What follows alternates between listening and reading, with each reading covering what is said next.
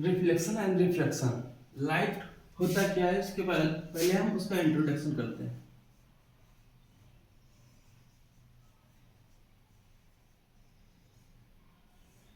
Light is a form of electromagnetic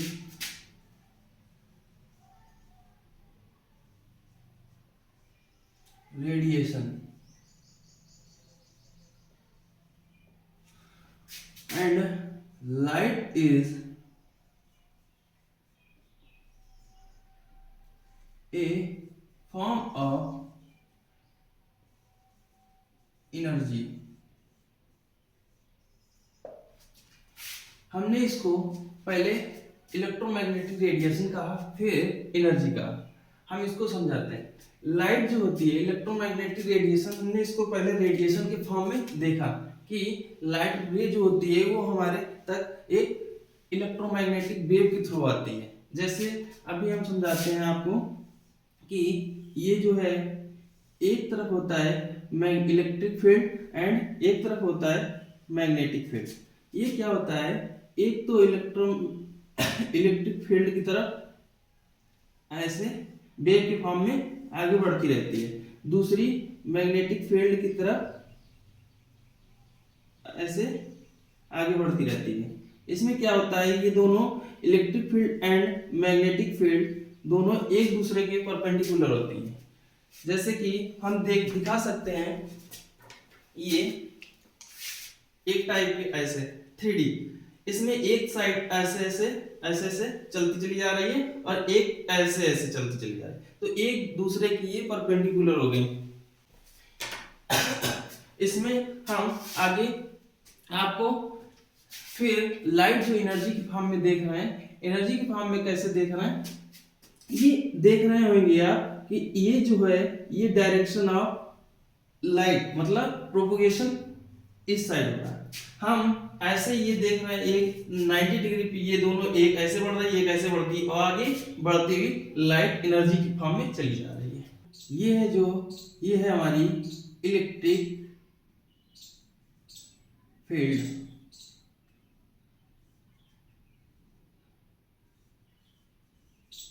ये जो है ये है हमारी मैग्नेटिक फील्ड।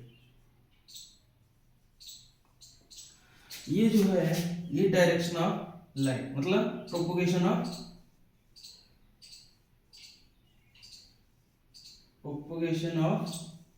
लाइट। ठीक, इसके अब हमारा अगला पॉइंट है जो वो है नेचर ऑफ लाइट।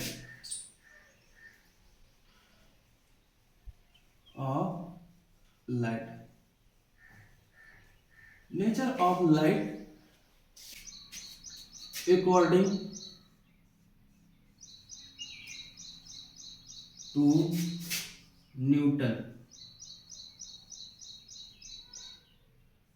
न्यूटन साहब ने ये बताया कि लाइट होती है वो पार्टिकल नेचर रखती है।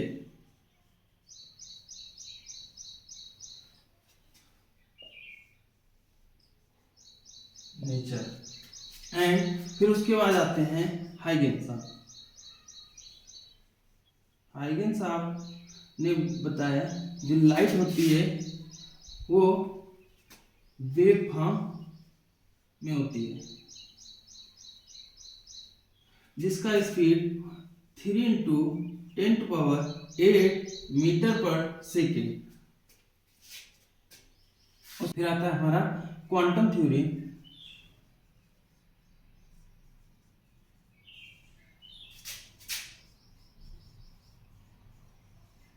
ऑफ लाइट जो कि अकॉर्डिंग टू प्लैंक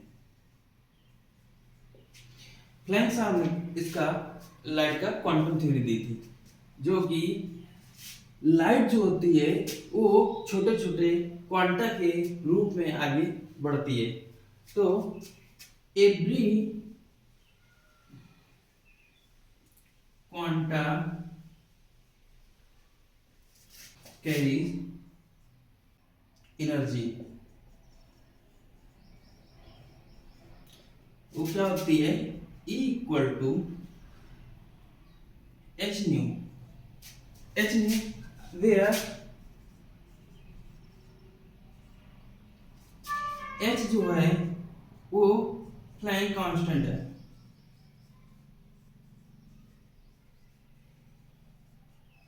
जिसकी वैल्यू क्या होती है 6.6 इंटू 10⁻⁻34 जूल सेकेंड। एंड जो न्यू है, न्यू क्या है, फ्रीक्वेंसी ऑफ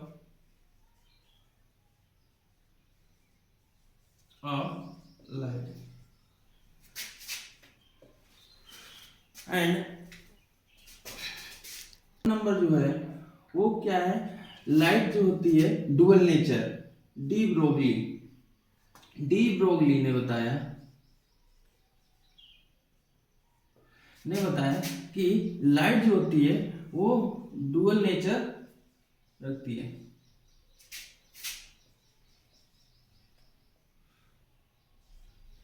डुअल नेचर हो। अब डुअल नेचर में पहला उन्होंने बताया वेव फॉर्म, दूसरा जो बताया वो क्या बताया, पार्टिकल नेचर।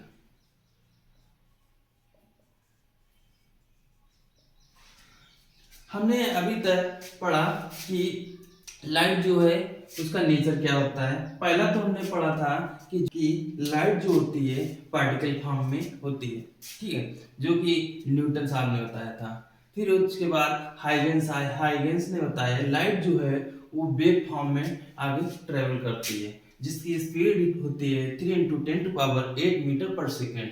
फिर अगला आता है हमारा क्वांटम थ्योरी। क्वांटम थ्योरी जो थी वो फ्लाइंग साहब ने दी थी। उन्होंने बताया कि जो लाइट होती है छोटे छोटे क्वांटा के रूप में ट्रैवल करती है, तो उसका प्रत्येक क्वांटा जो होता है उसका एनर्जी क्या होता है, एच न्यू। एच न्यू में हमारा एच क्या है, फ्लाइंग कांस्टेंट, जिसकी वैल्यू होती है 6.6 × 10⁻⁻34 जूल सेकेंड। जो न्यू है उसमें न्यू क्या है, frequency of light. And fourth number आ जाता है डी ब्रोगली साहब ने जो दिया। डी ब्रोगली साहब ने बोला कि लाइट जो होती है वो डबल नेचर रखती है, एक वेव फॉर्म में एक पार्टिकल फॉर्म में। आप ये नहीं कह सकते कि लाइट सिर्फ और सिर्फ वेव फॉर्म में ही चलती है या पार्टिकल फॉर्म में ट्रेवल करती है, ठीक है। यहाँ तक हमारा ये खत्म हुआ। इसके बाद में हम चालू, रे क्या होता है, लाइट जो होती है वो एक स्ट्रेट लाइन में ट्रेवल करती है, जो कि जिसको नाम दे देते हैं रे, ठीक है। अब रे जो आ जाती है इसके इसके साथ में हमने एक सिंगल लाइन जो है वो उसको हमने रे बोल दिया। ऐसी हमारे ग्रुप ऑफ लाइन होगी उसको क्या बोल देंगे हम, बीम। कई सारी रे जब एक ही पाइप से या किसी ग्रुप में निकलेंगी तो उसको हम बीम बोल देंगे, ठीक है। अब टाइप्स ऑफ बीम,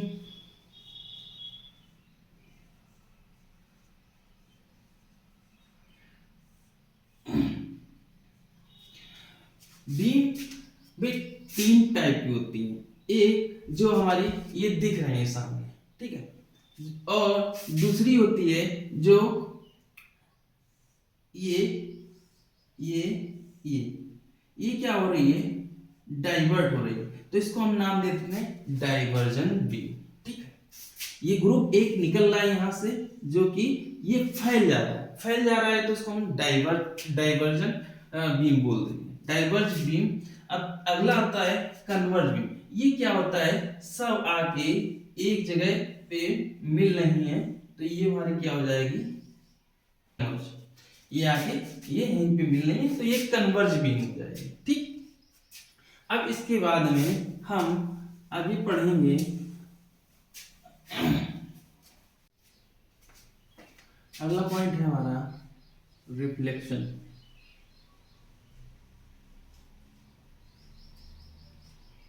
रिफ्लेक्शन क्या होता है,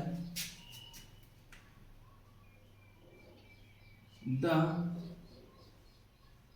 light ray reflect into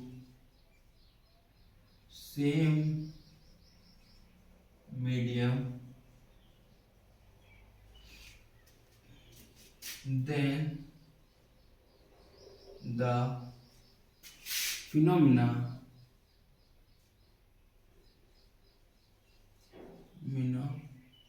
of light is called reflection. Reflection इसमें क्या है, ये कोई हमारा प्लेन मिरर है, इसमें ये नॉर्मल। अब इसमें कह रहा है कोई लाइट रे है जो वो क्या है, आ रही है, आके उसी मीडियम में बाउंस होके लौट जाती है। तो इसमें इसी फिनोमिना को क्या बोलते हैं, हमारा रिफ्लेक्शन, जिसमें ये एंगल ऑफ इंसिडेंट है, एंगल ऑफ रिफ्लेक्शन। ये हो गया नॉर्मल, ये हो गया हमारा इंसिडेंट रे, ये हो गई हमारी रिफ्लेक्टेड रे, ये हो गया हमारा plane mirror of reflection. Law of reflection क्या है कि incident ray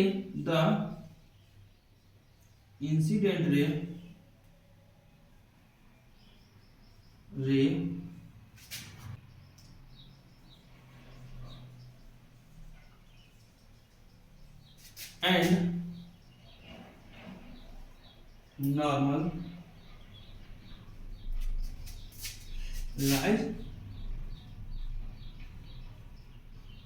in the same plane। Second जो है वो है angle of incident ray is equal angle of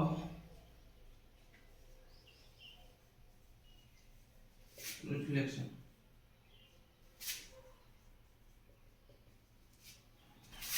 angle I is equal to angle R।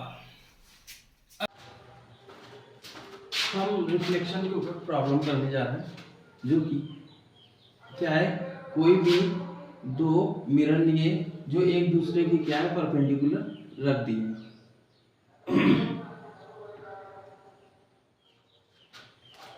अब इसमें क्या करना है, ये एक दूसरे के परपेंडिकुलर है, हमने क्या किया, एक रे डाली जो एंगल 35 डिग्री बनाती हुई आ रही है। ये यहाँ से आफ्टर रिफ्लेक्शन बाउंस होके इस पे गिरी, इस वाले मिरर पे, ये भी क्या करेगी, उसी मीडियम में वापस चली जाएगी। हमको ये 35 डिग्री एंगल पता है, तो हमको निकालना क्या है, ये वाला एंगल निकालना है। कैसे निकालेंगे, चलो हम बताते।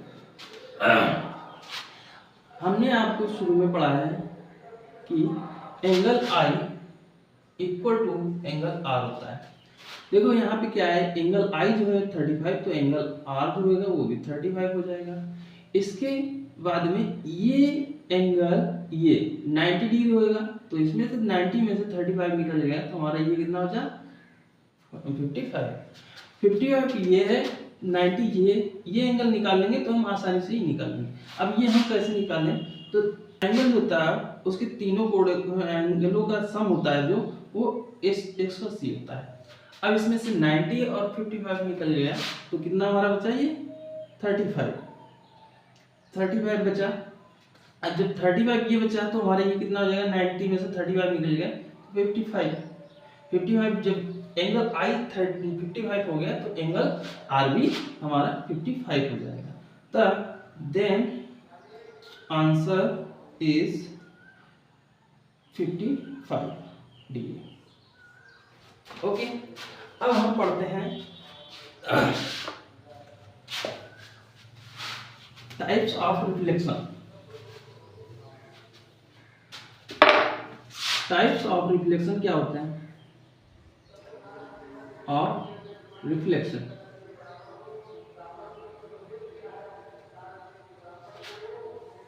नंबर 1 होता है रेगुलर।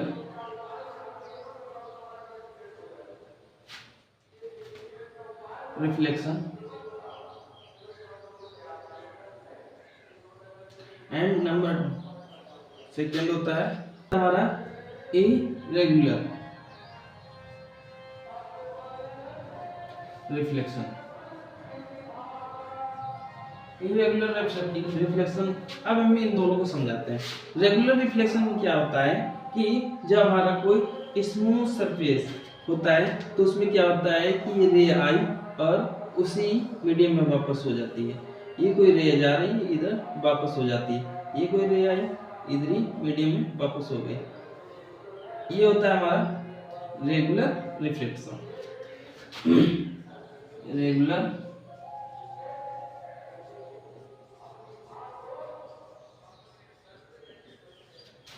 इरेगुलर रिफ्लेक्शन क्या होता है? जब हमारा कोई रफ सरफेस होता है तो इसमें क्या होती है, कोई रे इधर आ रही है तो इधर जा रही है, और ऐसे आती है तो सीधी निकल जा रही है, कोई ऐसे आ रही है ऐसे निकल जाती है। तो इसका कोई एक कंटिन्यूटी नहीं है इसमें। तो इसको क्या बोलते हैं? Irregular reflection.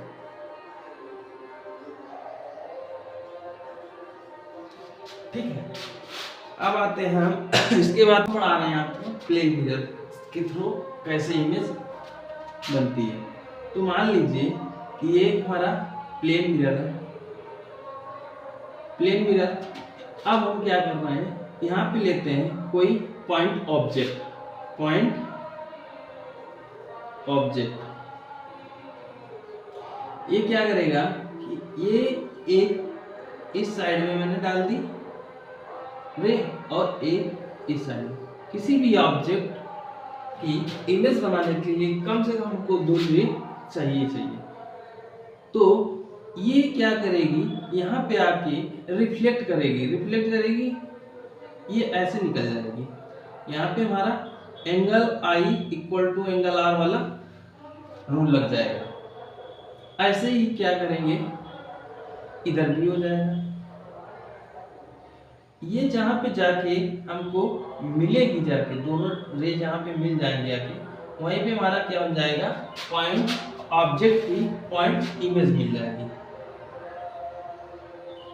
ओके, ऐसे ही हम अभी और भी मान लीजिए कि ये हमारा कोई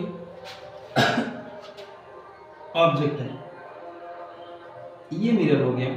इसके लिए हम इस पे रे डालेंगे और एक इधर रे डालेंगे। ये क्या करेगी, रिफ्लेक्ट कर जाएगी और ये भी रिफ्लेक्ट कर जाएगी। ये कहाँ मिलेगी जाके, इधर कहीं मिलेगी जाके, ये ऐसे मिलेगी जाके। अब हम एक रे इसके यहाँ से डालेंगे तो ये क्या करेगी, ऐसे रिफ्लेक्ट हो जाएगी। एक रे यहाँ पे डालेंगे तो ये ऐसे रिफ्लेक्ट हो जाएगी। जहाँ पे ये रिफ्लेक्ट होएगी तो वो जाके इधर कहीं मिलेगी जाके। तो ये हमारे जहाँ 2 पॉइंट मिले तो ये हमारा क्या हो गया, इमेज का ऑब्जेक्ट का इमेज हो गया। इसको हम बोलेंगे ऑब्जेक्ट, इधर ये इमेज मिल गई इसकी। ओके, ऐसे ही क्या हो गया, कई सारे हमको देखते हैं, ये यू कोई है ऑब्जेक्ट तो उसका इमेज ऐसे ही मिल जाएगा। ऐसे ही ओ ले लेते हैं, ओ का भी ऐसे ही मिल जाएगा हमको ऑब्जेक्ट का, इसका ऑब्जेक्ट का इमेज ऐसे ही मिल जाएगा। आपने देखा होगा एम्बुलेंस में एम्बुलेंस उल्टा लिखा होता है, तो हम उसको जब प्लेन मिरर के थ्रू देखते हैं वो हमको सीधा दिखता है। वो इसीलिए उल्टा ताकि कोई ड्राइवर उसको देखा मिरर से तो सीधा दिखे उसको। ओके, अगला पॉइंट है हमारा स्फेरिकल मिरर। स्फेरिकल मिरर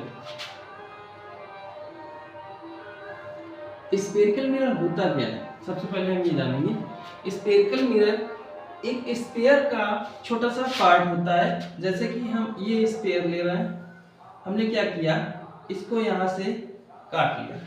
अब काटने के बाद में एक इधर काट दिया, एक इधर का। अब स्फीयर इसमें से मैंने एक छोटा पार्ट निकाल लिया, जो कि बाहरी सतह पे मैंने आउटर साइड में पेंट कर दी।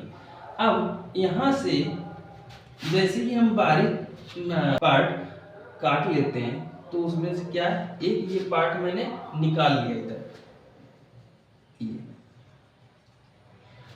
इसको बोलते हैं कॉन्केव मिरर, जिसमें क्या है, ये होती है प्रिंसिपल एक्सिस, ये होता है पोल। ओके, अब इसके यहाँ पे फोकस होता है,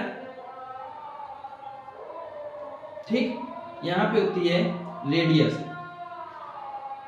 F and C, centre of curvature. इतनी है यहाँ फोकस से पोल तक जो डिस्टेंस है, इसी को बोलते हैं फोकल लेंथ। अब पोल से जो सेंटर तक, ये बोलते हैं सेंटर ऑफ कर्वेचर, ठीक है, जिसको रेडियस भी नाम दे देते हैं। अब यहाँ ये जो होता है, ये अपर्चर होता है। ओके, इसी टाइप से हमारा एक कॉन्केव लेंस होता है।